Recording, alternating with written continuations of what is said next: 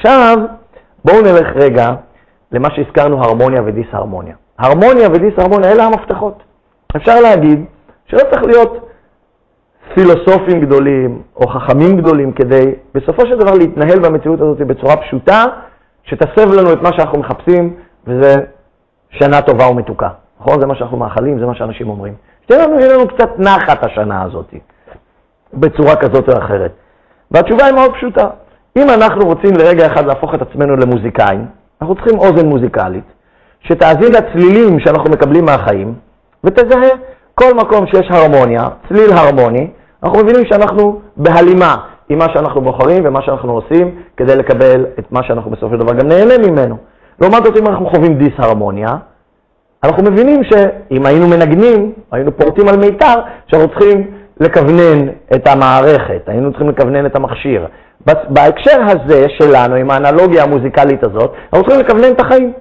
כלומר, אם אנחנו חווים דיסהרמוניה, יש משהו שאנחנו צריכים לכוונן אותו. איפה מכווננים מכשיר מוזיקלי? בוודאי אנחנו יודעים, למדנו את זה כשקיבלנו את המכשיר. איפה מכווננים את החיים? לא כל כך לימדו אותנו, לא כל כך אמרו לנו.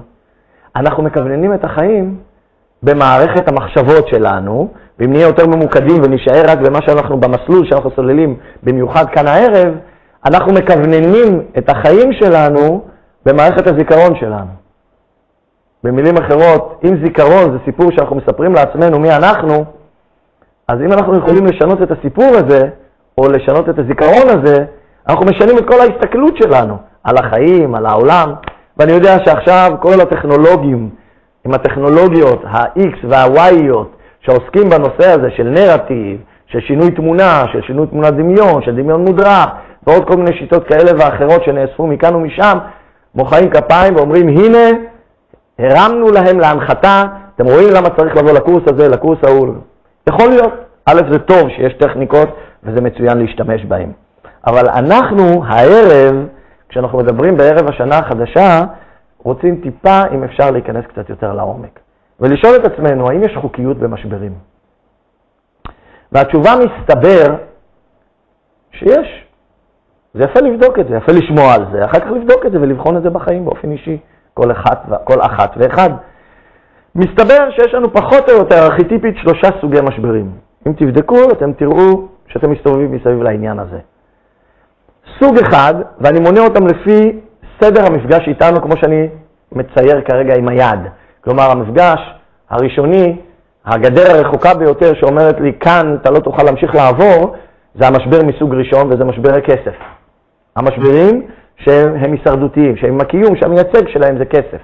כלומר, כשאני לא על הדרך שלי בחיים, יופיע לי תמרור, ה-wrong way הזה, התמרור הזה שאומר, אתה לא על הדרך, אז התמרור הראשון שיצמח, שהוא יהיה קטן, אבל מאוד מאוד משמעותי, אבל מאוד מאוד ממזר, כמו שנהוג לומר, זה יהיה התמרור הזה של הישרדות, של כסף, שמשהו לא הולך כהלכה, עם זרימת השפע, עם זרימת הכסף, עם זרימת הקיום, עם התחושה שאני יכול להתקיים די צורכי עם המשאבים שיש לי ושיש מסביבי כדי לעשות את מה שאני רוצה, או מה שבאתי להיות בעולם.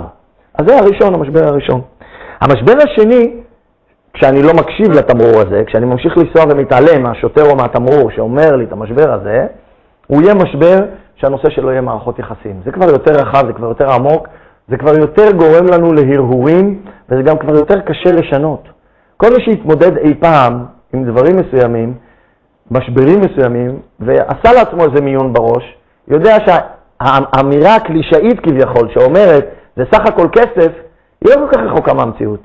כסף, בדרך כלל פותרים עם כסף. מערכות יחסים, לפעמים, אולי כסף הוא הבעיה שלהם, אבל גם מלוא הון אישי של אדם או של מישהו אחר לא יכול לעתים לפתור או לתקן או לשפר מערכות יחסים. וצאו, כל אחד יצא ויראה בחיים שלו ובכלל. יוצא שזה מהדורה שהיא קצת מחמירה יותר של המשבר הראשון, שאומרת זה לא הדרך, ותיזהר, אתה מצמצם לך את המרחב, מערכות יחסים. אם התמרור הזה לא עצר אותנו ושינה אותנו, יופיע התמרור השלישי, והוא בדרך כלל גם האחרון, והתמרור השלישי הוא יהיה מה שאנחנו קוראים בריאות. עכשיו אנחנו יודעים שכשיש לנו בעיות של כסף והן נמשכות לאורך זמן, זה משליך על הבריאות. אנחנו יודעים שיש לנו בעיות של מערכות יחסים לא תקינות, או של איומים או של לחצים כתוצאה ממערכות יחסים, זה משפיע על הבריאות. אנחנו יודעים את ההקשרים הללו. יחד עם זאת אנחנו אומרים שכשזה מגיע לבריאות זה כבר תמרור בפני עצמו. והתמרור הזה אומר לא רק שאנחנו לא על הדרך, אלא שאנחנו צריכים לפענח מה אנחנו רוצים או מה אנחנו צריכים ללמוד ולהתאמן כדי להעלות את עצמנו חזרה על הדרך שהיא הדרך שלנו כאן בעולם, לפי 3 הקווים העיקריים שאמרנו בהתחלה. אז בואו נפענח. כאשר אנחנו מתמודדים עם כסף, אנחנו לומדים ומתאמנים לבקש עזרה.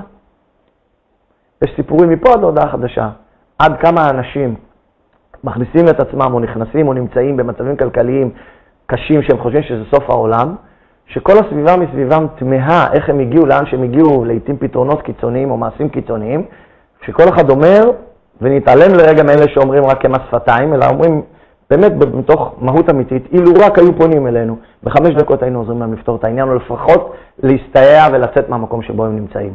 ואנחנו לא מבקשים עזרה. יש לזה סיבה לא ניכנס אליה. בכל מקרה, כשאנחנו מתמודדים עם עניינים כלכליים, אנחנו אמורים ללמוד לבקש עזרה, או אם נרחיב טיפה את זה, אנחנו אמורים ללמוד לעשות שיתופי פעולה. זה הצד היותר רחב, שכשאני מתמודד עם איזשהו עניין כלכלי, אני אומר, ההתפתחות שלי, הרי אמרנו שמשבר מוביל להתפתחות, זה כנראה אמור להיות המסלול של ההתפתחות שלי, וכדאי שאני אחפש את זה. לבד, אני וכסף לא יוצרים את הדרך שאני רוצה. אולי נוסיף לזה כמה שותפים. אני יודע שזה נשמע בהתחלה הזוי, שווה לחשוב על העניין הזה. זה מבחינת כסף. כשאנחנו מדברים על הנושא של מערכות יחסים, כאן אנחנו מגיעים למשהו שיותר רלוונטי בדיוק לימים הללו. על פי לפחות המורשת או המסורת היהודית, אנחנו יודעים שבימים הללו לפני ראש השנה, כשיש קונפליקטים במערכות יחסים, נכנסים לפתור אותם דווקא בימים הללו, ובמה אנחנו מתאמנים כשיש קונפליקט במערכות יחסים, כשיש משבר במערכות יחסים, לאן אנחנו הולכים? אנחנו הולכים להתאמן בסליחה ובחמלה ובמחילה. תהיות די דומות בעברית, שזה מעניין בפני עצמו. גם לזה לא ניכנס, אלא רק נזכיר. אנחנו אמורים להתאמן ביכולת שלנו לסלוח, שזאת יכולת הרבה יותר גבוהה ברלוונטיות לאן שאנחנו מושכים את עצמנו מבחינת הייעוד. תכף ניגע בזה. וכשאנחנו מגיעים כבר למשבר שהוא כבר בריאות, שאנחנו מבינים שבריאות, אם אנשים חושבים שבגלל כסף הם בסכנת חיים, מתישהו, אחרי קצת התנסות עם העניין, אנחנו מבינים שזה לא בדיוק, אפשר לעבור את זה. כנ"ל גם עם מערכות יחסים, אנחנו יכולים לעשות מין קאט כזה, ועם האנשים האלה אנחנו לא נהיה בקשר, לא שזה מוסיף לנו בריאות, אבל אנחנו יכולים לעשות את זה ואנחנו ממשיכים לחיות. יש מספיק אנשים אחרים בעולם. מה קורה כשזה בריאות?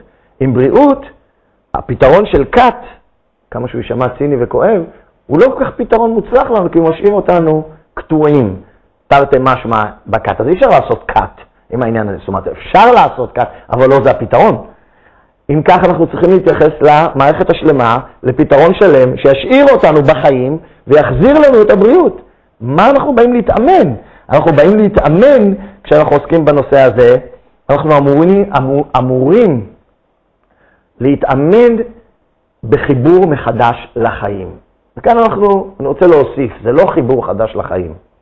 באחד מהשידורים המוקדמים של מה שאנחנו עושים כאן, שאני חושב שזה שידור 4 או 5, שידור 5 היום, אז באחד מהשידורים הקדומים, אני יכול להיות שזה היה שידור ראשון, הייתה פה הרצאה מאלפת בנושא של בריאות והתמודדות עם בריאות, בהקשר של מדיטציות ועניינים אחרים. תסתכלו אחר כך בשידורים החוזרים. אם אני לוקח את מה שנאמר שם ואני מוסיף אותו לכאן, ואני אומר, התמודדות עם ענייני בריאות היא בחירה מחדש בחיים, אז אני הולך עוד צעד אחד קדימה. והוא יחבר גם את הנושא שהוא עלה שם בצורה מאוד מאוד יפה עם הקשר בין מדיטציה והיכולת להרדים את הסרטן. כאשר אנחנו מתמודדים עם ענייני בריאות, אנחנו אמורים להתחבר מחדש לאלוהות שבתוכנו. שהאלוהות שבתוכנו כפי שאנחנו מבינים אותה. אחד קורא לזה הבריאות הטבעית, אחד קורא לזה הרוח הגדולה, אחד קורא לזה המנגנונים הטבעיים של הגוף, אחד קורא לזה הטבע, כל אחד קורא לזה ההוליסטיות, ההוליזם, המרחב של שדה אנרגיה אפס. כל מילה כפי שאנחנו תופסים אותה, שזה השלם, שאנחנו חלק ממנו ואנחנו אמורים בסופו של דבר לפתח את התפיסה האחדותית ביחס אליו או אליה, זה נקרא לו אלוהים כפי שאנחנו מבינים אותו.